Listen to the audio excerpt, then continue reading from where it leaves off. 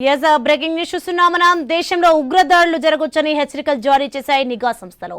పాక్ ప్రేరేపిత ఉగ్రవాదులు దాడులకు దిగొచ్చని హెచ్చరించాయి. డ్రోన్, ఐఈడీతో దాడులు జరిగే ఛాన్స్ ఉందని తెలిపాయి. నదీ మార్గాల్లో తీవ్రవాదులు చొరబడవచ్చని పేర్కొన్నాయి. ముంబై ఉగ్రదాడి కీలక కుట్రదారు తహవ్వూర్ రానాను అమెరికా నుంచి భారత్ కు తీసుకువచ్చి విచారిస్తున్న తరుణంలో వచ్చిన అలర్ట్ పై అధికారులు అప్రమత్తమయ్యారు. 2008 నవంబర్ 26న 10 మంది పాకిస్తానీ ఉగ్రవాదులు సముద్ర మార్గం ద్వారా ముంబైకి చేరుకుని CSMT, Oberoi, Trident, Taj hotel తదితర ప్రాంతాల్లో దాడులకు పాల్పడ్డారు. నవంబర్ 29 వరకు మారణ హోమం కొనసాగింది. ఈ ఘటనలో 18 మంది భద్రతా సిబ్బంది సహా 166 మంది ప్రాణాలు కోల్పోగా అనేక మంది గాయపడ్డారు.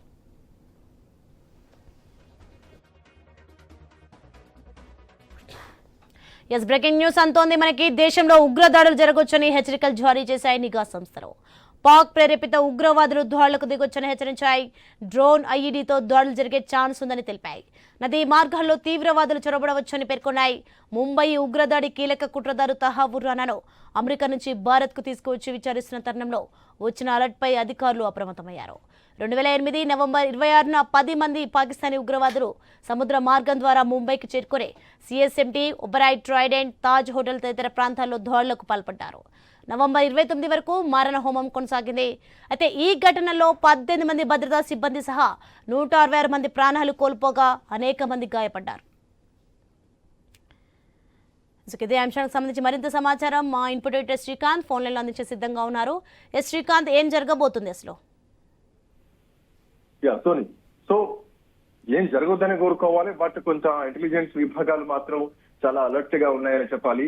రానాకు మరణశిక్ష పడేటువంటి ఛాన్స్ ఉన్నాయి అన్నటువంటి వార్తలు వస్తున్నటువంటి నేపథ్యంలో మాకేం సంబంధం లేదంటూ ఇప్పటికే పాకిస్తాన్ కూడా చెప్తోంది.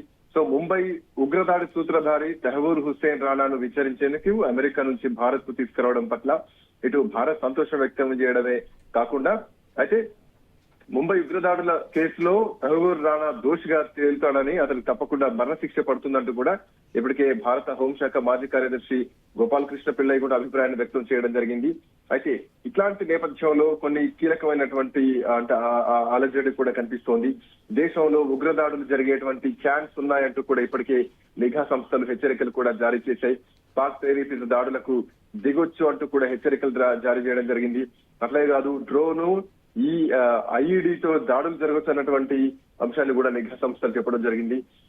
నదీ మార్గాల్లో గాని, సముద్ర మార్గాల్లో గాని, రైళ్లలో గాని తీవ్రవాదులు దేశంలోకి చొరబడేటువంటి ఛాన్స్ ఉంది అన్నట్టుగా కూడా వార్తలు వినిపిస్తున్నాయి. తహవ్వూర్ రానా విచారణ తరుణంలో ఇప్పటికే హెచ్చరికలు జారీ చేయడం జరిగింది.